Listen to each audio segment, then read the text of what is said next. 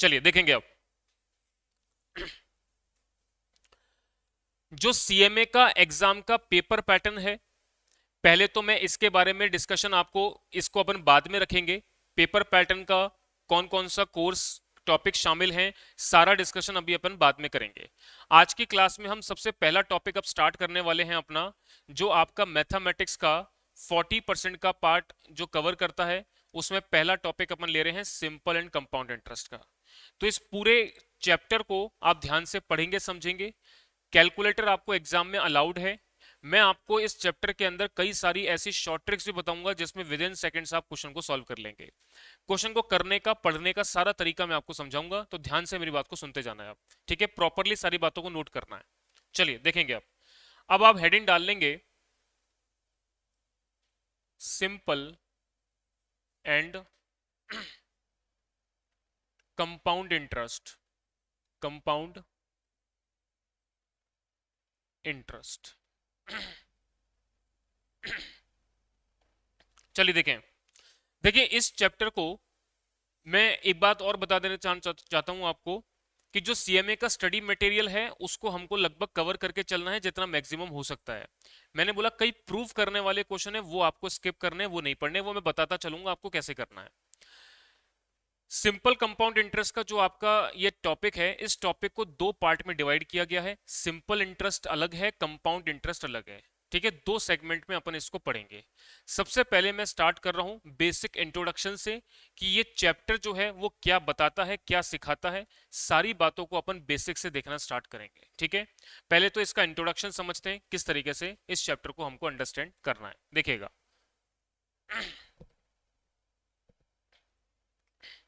चलिए, देखिए एक एग्जाम्पल की हेल्प से मैं आपको एक बात समझा रहा हूं। देखेंगे, मान लीजिए मैंने कहा कि मैंने बैंक में कुछ पैसा जमा किया। कितना पैसा जमा किया? 100 रुपए का। बैंक वाला जो मुझे रेट ऑफ इंटरेस्ट प्रोवाइड करता है वो मान लेता हूं मैं 10% पर एनम की रेट से इंटरेस्ट प्रोवाइड करता है। मैंने जो बैंक में पैसा डिपॉजिट किया है वो टाइम डिपॉजिट मान लीजिए मैंने बोला कितने सालों का है? 3 साल का है। क्या एग्जाम्पल लिया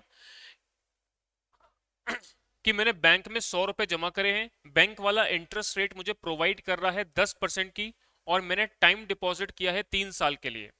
अब मुझे यहां पर दो चीजें कैलकुलेट करके बतानी है। क्या क्या चीजें बतानी है? कैलकुलेट करना है क्या? पहला पॉइंट, सिंपल इंटरेस्ट आपको निकालना है। सिंपल इंटरेस्ट आपको निकालना है। और दूसरा पॉइंट है कि आपको कंपाउंड इंटरेस्ट निकालना है। ठीक है, दो चीजों की कैलकुलेशन बनानी है। देखिए आप जो बचपन से पढ़ते आए हैं उसमें आपको ये बात पता है कि साहब ये इंटरेस्ट कैलकुलेशन के लिए हमको एक फॉर्मूला दिया गया है। उस फॉर्मूले में वैल्यू को पुट करो, डायरेक्टली आंसर आ जाएगा। हालांकि ये चीजें तो मैं आपको बताऊंगा ही, साथ में विदाउट फॉर्मूला कंसेप्ट की अंडरस्टैंडिंग जरूरी है। क्योंकि क्वेश्चन जरूरी नहीं है कि डायरेक्टली आपको ऐसे पूछ ले कि फॉर्मूले में वैल्यू डालो आंसर निकालो। ऐसे अब नहीं पूछेगा, आपको घुमा करके या थोड़ा लैंग्वेज को डिफरेंट तरीके से फ्रेम करके देगा जहां से आपको अपनी कैलकुलेशन बनानी होगी। तो कॉन्सेप्ट को भी स्टडी करते चलेंगे ताकि वो चीज फॉर्मूला वाइज हमको रटा हुआ नहीं हो और हम उसका जवाब तरीके से दे पाए। चलिए देखेंगे, सबसे पहले मैं बात कर रहा हूं सबसे पहले मैं बात कर रहा हूं सिंपल इंटरेस्ट की। देखिए सिंपल इंटरेस्ट का मतलब क्या होता है? सिंपल इंटरेस्ट का मतलब क्या होता है?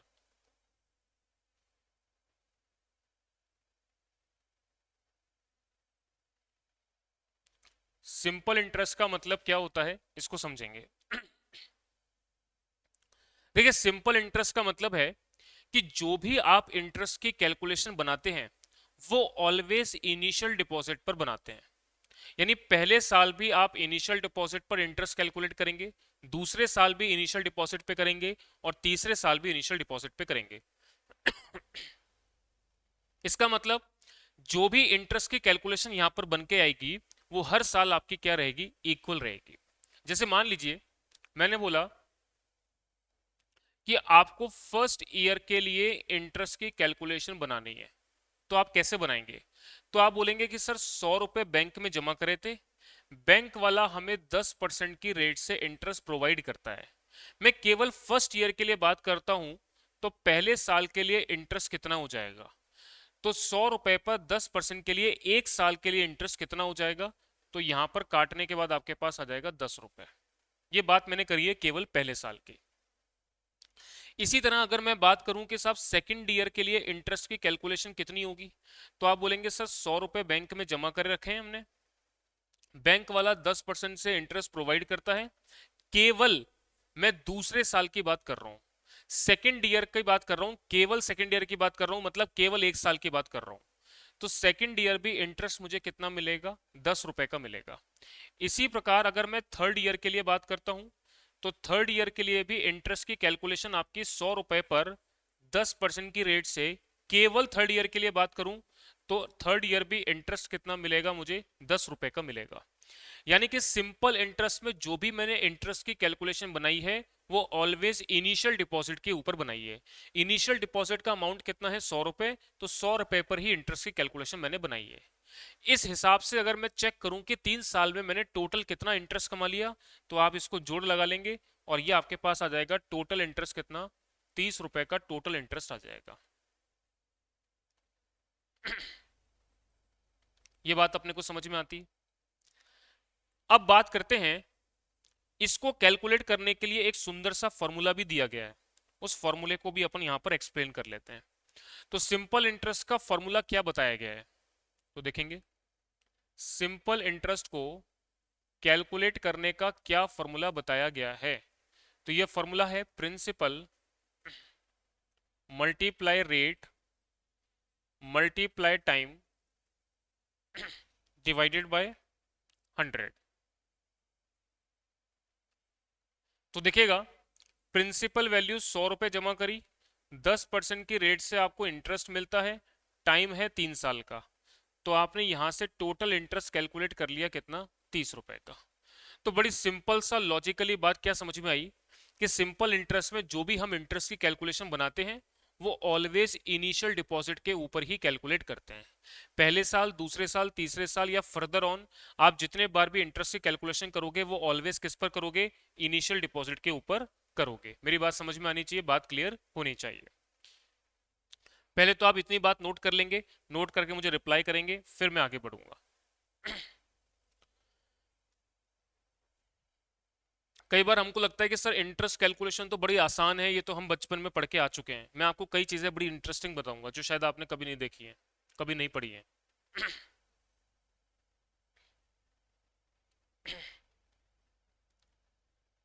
यहां तक की बात नोट करके एक बार सभी स्टूडेंट मुझे रिप्लाई करेंगे, ऑनलाइन वाले स्टूडेंट, फिर मैं आगे बढ़ूंगा। जैसे जैसे मैं आपको बता देता हूँ, चैप्टर मेरे कंप्लीट होते जाएंगे, वैसे वैसे आपका हर वीकली संडे के दिन टेस्ट होता जाएगा, और टेस्ट का एक टाइमिंग फिक्स होगा, और पेपर एक दिन पहले ही अपलोड कर दिया जाएगा, आपको इन्फॉर्मेशन ग्रुप पे दे दी जाएगी, और आपको उस पर्टिकुलर टाइम पर टेस्ट देना है। टेस्ट देना मेरे, मैं बता देता हूँ, मैंडेटरी है। अगर आप टेस्ट नहीं देते हैं तो नेक्स्ट क्लास में आप आ नहीं पाएंगे। ठीक है, तो टेस्ट देना मैंडेटरी है।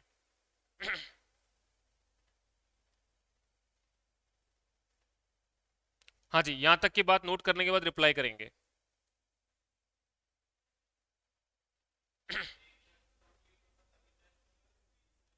चैप्टर वाइज, चैप्टर वाइज मैं वैसे टेस्ट अब कैसे लूंगा? क्यूमुलेटिव बेसिस पे लूंगा। सिंपल कंपाउंड पढ़ाया, उसका टेस्ट हो गया। फिर मैंने एपीजीपी पढ़ाया, तो सिंपल कंपाउंड भी आएगा, एपीजीपी भी आएगा। फिर मैंने रेशियो प्रोपोर्शन पढ़ाया, तो सिंपल कंपाउंड, एपीजीपी और रेशियो तीनों आएंगे। एमसीक्यू टेस्ट होगा, केवल एमसीक्यू बेस्ड टेस्ट होगा, क्योंकि पेपर भी आपका वैसे ही आने वाला है। चलिए, यहां तक की बात नोट हो गई भाई। नोट करने के बाद रिप्लाई जरूर करें, कम्युनिकेशन प्रॉपर रखना है क्लास के अंदर। ऑनलाइन वाले स्टूडेंट, आप लोगों को भी नोट करने के बाद रिप्लाई करना है। कोई भी डाउट आता है तो तुरंत लिखेंगे, उसका रिप्लाई मिलेगा। ठीक है, केवल एक स्टूडेंट का रिप्लाई है मेरे पास, बाकी लोग भी नोट करने के बाद रिप्लाई करेंगे।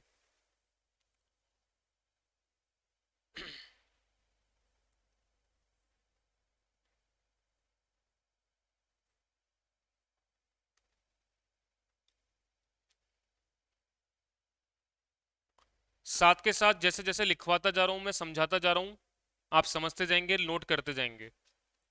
ऐसा मत रखो अभी। देखो जहां पर भी कोई ऐसा कॉन्सेप्ट आएगा जहां पर लिखने की जरूरत नहीं है, पहले समझना फिर नोट करना, मैं आपको बोल दूंगा। नहीं तो साथ के साथ समझते जाओ और नोट भी करते जाओ, टाइम सेव होगा। चलिए हो गया, ठीक है। अब मैं आगे बढ़ रहा हूँ। किसी का नोट नहीं हुआ हो तो बता देना भाई। अब आगे बढ़ते हैं सेकंड पॉइंट पे। अब मैं बात कर रहा हूं कंपाउंड इंटरेस्ट की। देखिएगा, कंपाउंड इंटरेस्ट,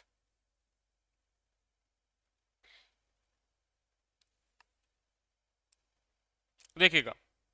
सबसे पहली बात तो कंपाउंड इंटरेस्ट का लॉजिक क्या होता है उसको समझ लेते हैं, फिर हम विदाउट फॉर्मूला डिस्क्रिप्शन डिस्क्राइब तरीके से इसको देखेंगे कि इंटरेस्ट की कैलकुलेशन कैसे बनती है। देखिए कंपाउंड का मतलब होता है कि इंटरेस्ट ऑन इंटरेस्ट, पहले साल आप जो भी इंटरेस्ट कमाएंगे उसको अगेन री इन्वेस्ट कर देते हैं। तो जैसे मान लीजिए इस पर्टिकुलर केस में आपने 100 रुपए बैंक में डिपॉजिट करे और पहले साल में आपने 10 रुपए का इंटरेस्ट कमाया। पहले साल में अगर आपने 10 रुपए का इंटरेस्ट कमाया तो उस 10 रुपए को दोबारा से री इन्वेस्ट कर दिया जाएगा। यानी अब सेकेंड ईयर में जो आप इंटरेस्ट की कैलकुलेशन बनाएंगे वो 100 रुपए पर नहीं बनाएंगे, कितने पे बनाएंगे, 110 रुपए पे बनाएंगे। तो हर साल हम यहाँ पर जो भी इंटरेस्ट कमाते जाते हैं उसको अगेन क्या करते हैं, री इन्वेस्ट करते चले जाते हैं। इससे हमारा जो फाइनल अमाउंट होता है या टोटल इंटरेस्ट हम कमाते हैं वो as compare to simple interest क्या आता है, ज्यादा आता है। अब एक बताता हूं बड़े काम की बात, हालांकि आगे जाकर के बड़े क्वेश्चंस में काम आएगी, पर यहां पर सुनना जरूर। चाहे आप इंटरेस्ट की कैलकुलेशन सिंपल इंटरेस्ट के फॉर्मूले से बनाओ, चाहे आप इंटरेस्ट की कैलकुलेशन कंपाउंड इंटरेस्ट के फॉर्मूले से बनाओ, पहले साल का जो इंटरेस्ट होगा वो ऑलवेज इक्वल आएगा। लेकिन इसके बाद कभी इक्वल देखने को नहीं मिलेगा। कैसे? क्योंकि सिंपल इंटरेस्ट के अंदर जो इंटरेस्ट कैलकुलेशन बना रहे हो वो हर साल इक्वल है, लेकिन कंपाउंड इंटरेस्ट में सेकेंड ईयर से इंटरेस्ट क्या होगा, चेंज होता चला जाएगा। ठीक है, ये एक रीजन बता रहा हूं, जहां जहां जो बातें बोलता हूं उसको सुनते जाओगे, मैं सारी बातें नोट कराऊंगा। ठीक है, सबसे पहले तो हम कंपाउंड इंटरेस्ट की कैलकुलेशन बनाएंगे कैसे उसको देखते हैं। देखिए सबसे पहले मैं बात करता हूं इंटरेस्ट फॉर फर्स्ट ईयर। वही क्वेश्चन है जो ऊपर लिखा हुआ है, मैं उसी को यूज कर रहा हूं। सबसे पहले इंटरेस्ट फॉर फर्स्ट ईयर के लिए कैलकुलेशन करते हैं।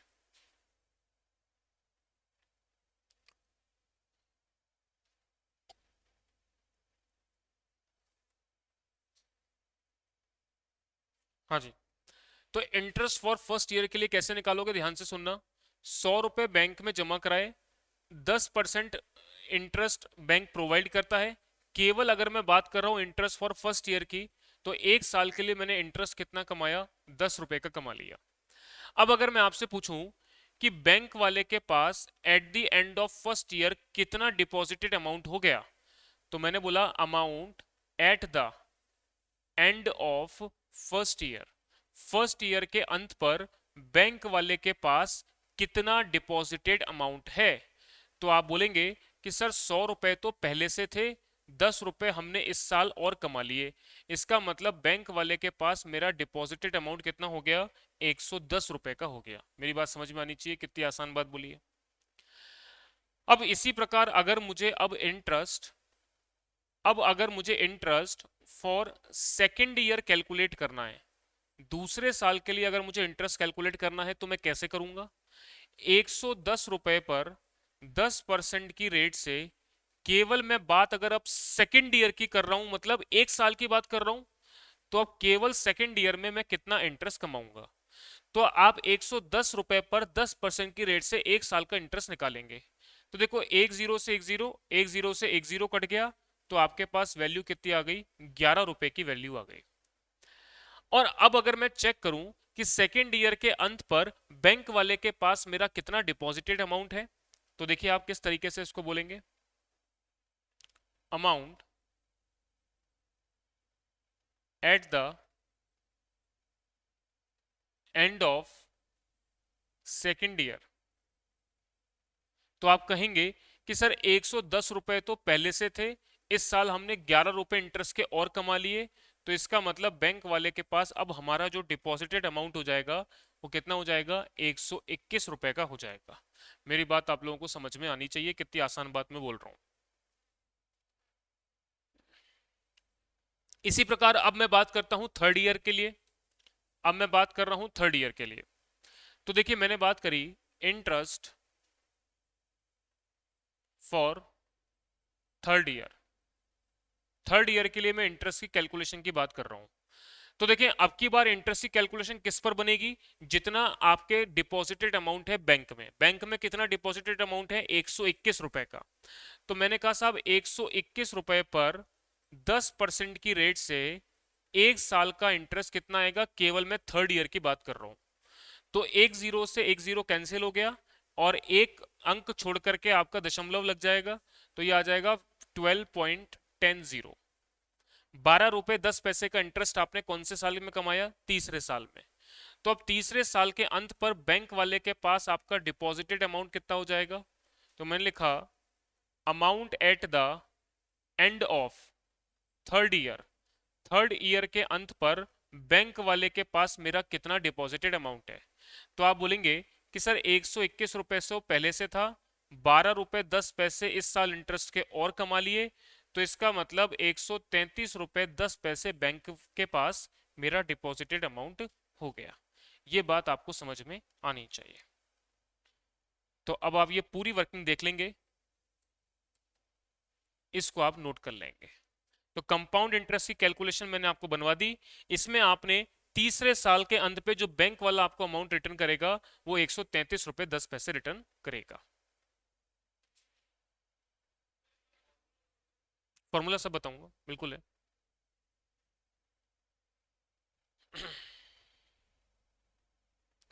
सारी बातें मैं समझाऊंगा।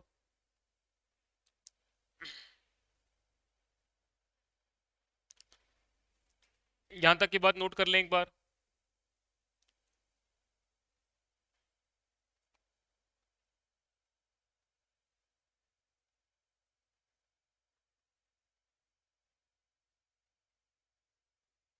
चलिए अब आगे बढ़ेंगे। अब मैं आपको दोनों के बीच में एक छोटा सा कंपैरिजन यहां पर लिखवा देता हूं।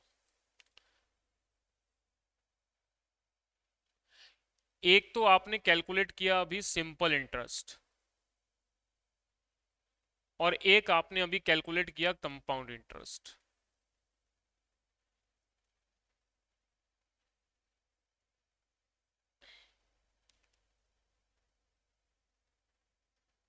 देखिएगा, आपको ये बात पता होनी चाहिए कि बैंक वाला जो भी हमको अमाउंट रिटर्न करता है वो कैसे करता है। प्रिंसिपल मनी जो हमने इनिशियली जमा कराई थी वो भी रिटर्न करेगा, और हमने जो टोटल इंटरेस्ट कमाया वो भी हमको रिटर्न करेगा। तो सिंपल इंटरेस्ट के केस में अगर मैं आपसे पूछूं कि बैंक वाला कितना अमाउंट रिटर्न करेगा, तो आप बोलेंगे सर 100 रुपए जमा किए थे और टोटल इंटरेस्ट के रूप में हर साल हमने 10 रुपए का इंटरेस्ट कमाया था, तो 3 साल में हमने कितना कमा लिया, टोटल 30 रुपए का इंटरेस्ट कमा लिया। ये कैसे निकल के आया, 10 रुपए का इंटरेस्ट हर साल, तो 3 साल में कितना, 30 रुपए आ गया। तो ये आपके पास टोटल इंटरेस्ट जो है, टोटल इंटरेस्ट जो है वो कितना हो गया, 130 रुपए का टोटल इंटरेस्ट का अमाउंट आ गया। मेरी बात आप सभी स्टूडेंट को क्लियर होनी चाहिए।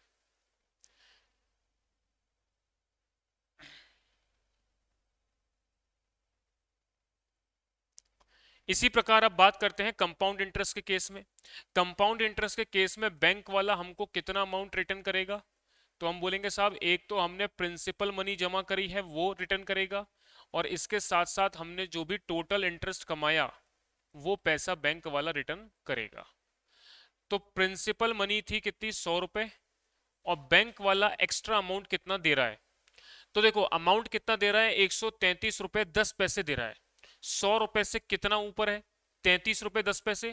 तो इसका मतलब हमने यहाँ पर 33 रुपए 10 पैसे का इंटरेस्ट कमाया, तभी बैंक वाला हमको 133 रुपए 10 पैसे का अमाउंट रिटर्न कर रहा है eight the end of third year.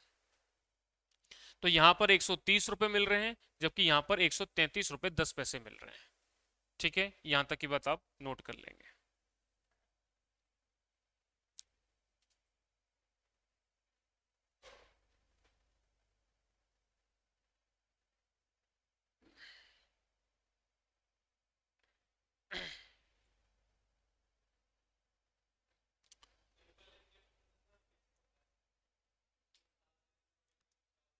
बस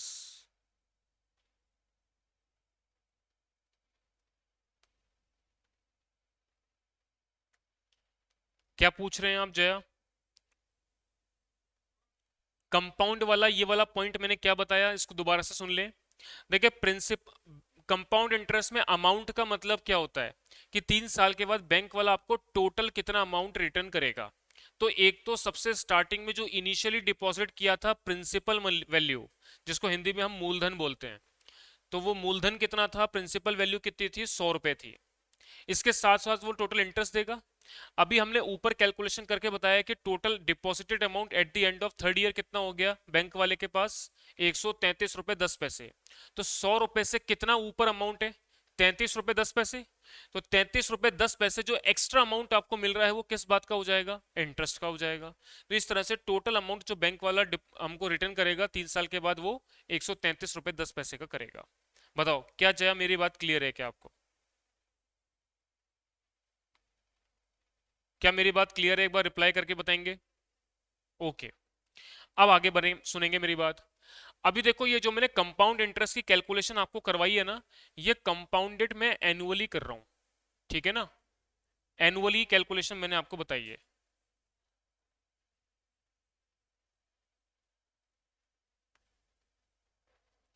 अभी मैं हाफ ईयरली भी कैलकुलेट करवाऊंगा, क्वार्टरली भी करवाऊंगा, मंथली भी कराऊंगा। ठीक है, ये मैं बात कर रहा था अभी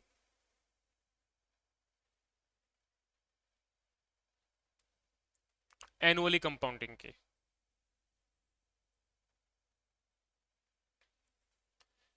चलो यहां तक की बात सभी को क्लियर हो गई। अब कुछ पॉइंट मैं आपको लिखाऊंगा जो आपको बेसिकली अब दिमाग में रखने हैं, ध्यान में रखने हैं। अभी तक मैंने आपका कोई एक्सरसाइज का क्वेश्चन स्टार्ट नहीं किया है, केवल जनरल नॉलेज दे रहा हूं आपको मैं, ठीक है। चलिए अब आगे लिखेंगे।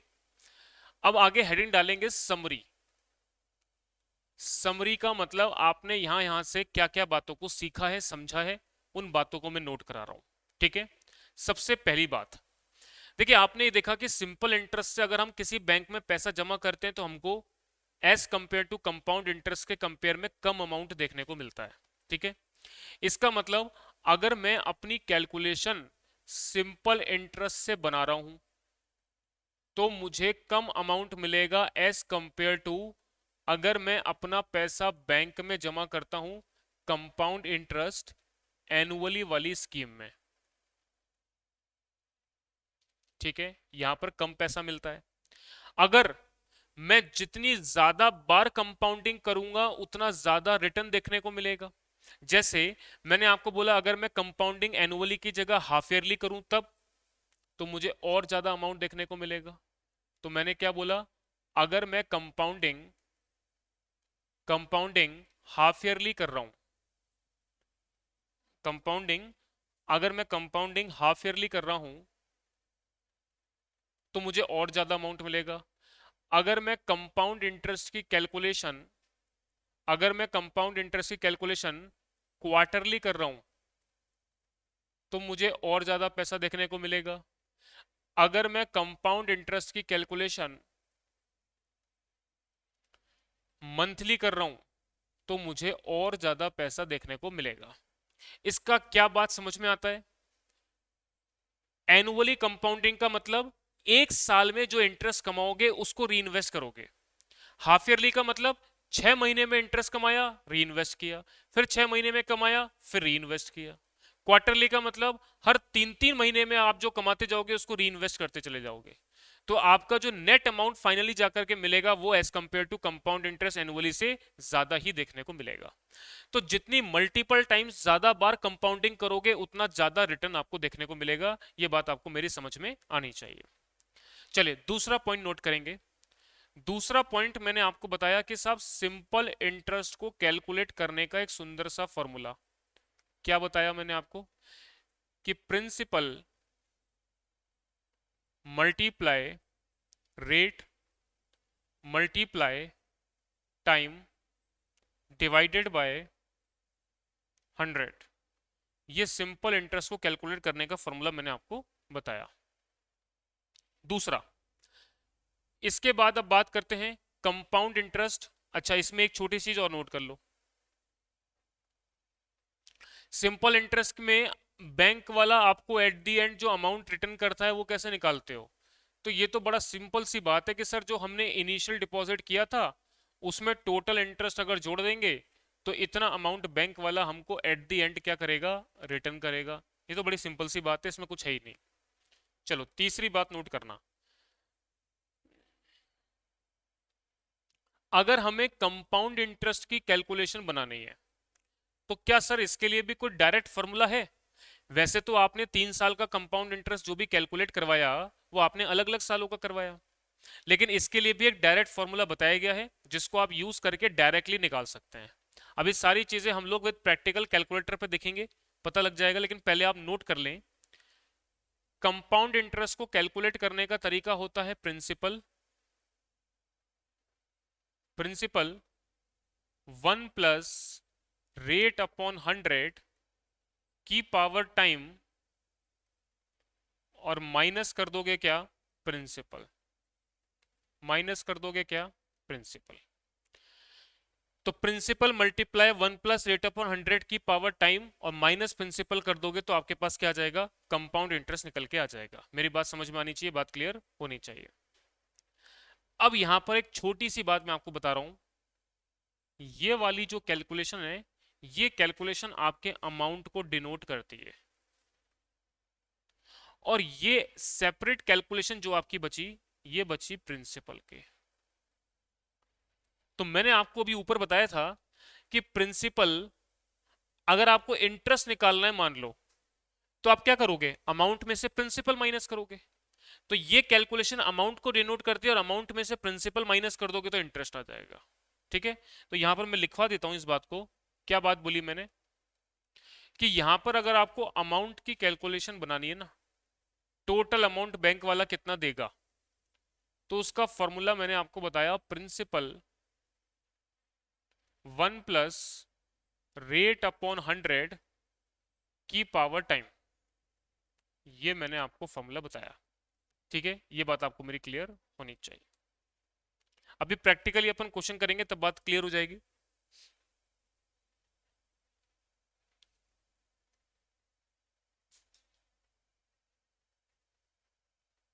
यहां तक नोट करेंगे पहले।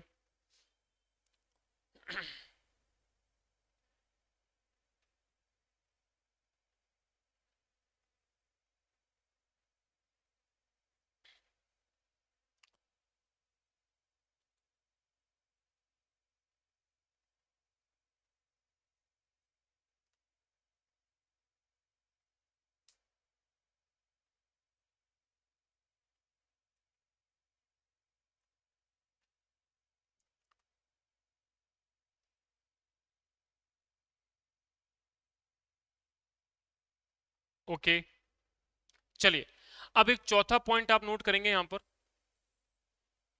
चौथा पॉइंट क्या है, सुनिएगा। अगर मैं कंपाउंड इंटरेस्ट की कैलकुलेशन, ध्यान से सुनना, अगर मैं कंपाउंड इंटरेस्ट की कैलकुलेशन एनुअली कर रहा हूं वो तो मैंने आपको समझा दिया, लेकिन अगर मैं कंपाउंड इंटरेस्ट की कैलकुलेशन हाफ ईयरली कर रहा हूं तब आपको कुछ चेंजेस करने पड़ेंगे क्वेश्चन के अंदर। क्या क्या चेंजेस करने पड़ेंगे, तब आपको मैंने बोला क्वेश्चन में कुछ चेंजेस करने पड़ेंगे। क्या क्या करने पड़ेंगे, एक तो आपको रेट में चेंज करना है, और एक आपको टाइम में चेंज करना है। सुनना ध्यान से, क्यों करना है। देखो मान लीजिए मैंने बोला एक साल में हाफ ईयरली बेसिस पर आपको कंपाउंडिंग करनी है, एक साल में हाफ ईयरली बेसिस पर कंपाउंडिंग करनी है। मुझे ये बताओ कि कितनी बार कंपाउंडिंग करोगे।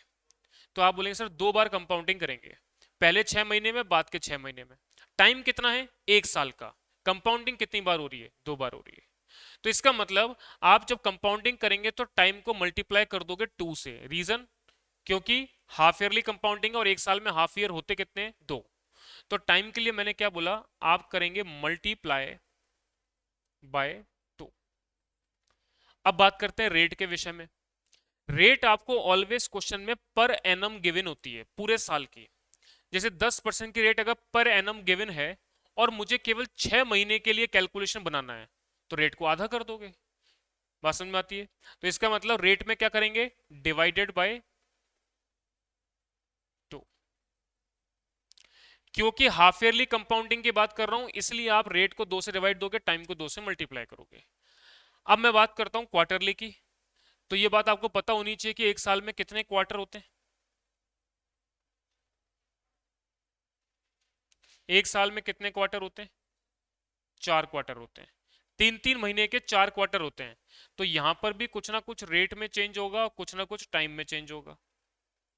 एक साल में 4 क्वार्टर है, इसका मतलब 4 बार कंपाउंडिंग करनी पड़ेगी। तो टाइम को आप 4 से मल्टीप्लाई करेंगे। तो टाइम को मैंने लिख दिया मल्टीप्लाई बाय 4, और रेट में मैंने लिख दिया डिवाइडेड बाय 4। मेरी बात समझ में आनी चाहिए, बात क्लियर होगी।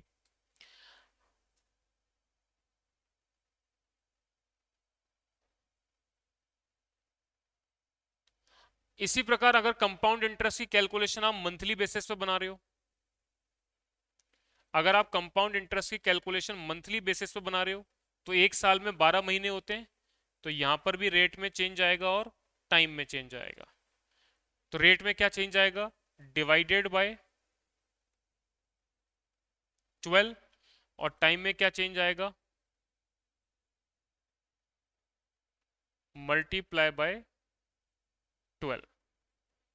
ठीक है, ये बात आपको मेरी समझ में आनी चाहिए। तो ये पॉइंट नंबर 4 आप नोट कर लेंगे। ठीक है, यहां तक की बात नोट कर लें।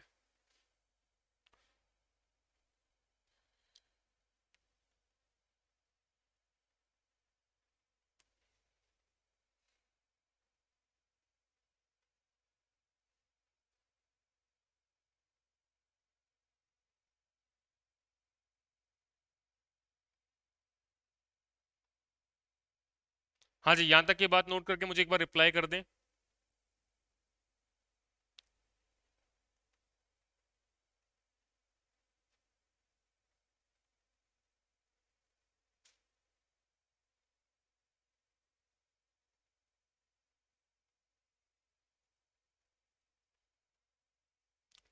चलिए, यहां तक की बेसिक बातें मैंने अब आप लोगों को बता दी हैं। तो एक बार चैप्टर का जो इंट्रोडक्शन है, सिंपल इंटरेस्ट क्या होता है, कंपाउंड इंटरेस्ट क्या होता है, ये आप समझ गए हैं। अब हम कल की क्लासेस के प्रैक्टिकल क्वेश्चन करना स्टार्ट करेंगे और आगे बढ़ेंगे। ठीक है, यहां तक किसी को कोई बात पूछनी है तो बता सकते हैं। चलिए, सभी को क्लियर है? अब आज की क्लास में इतना रखते हैं, क्लास को मैं ओवर कर रहा हूं। मिलते हैं हम नेक्स्ट क्लास में। धन्यवाद।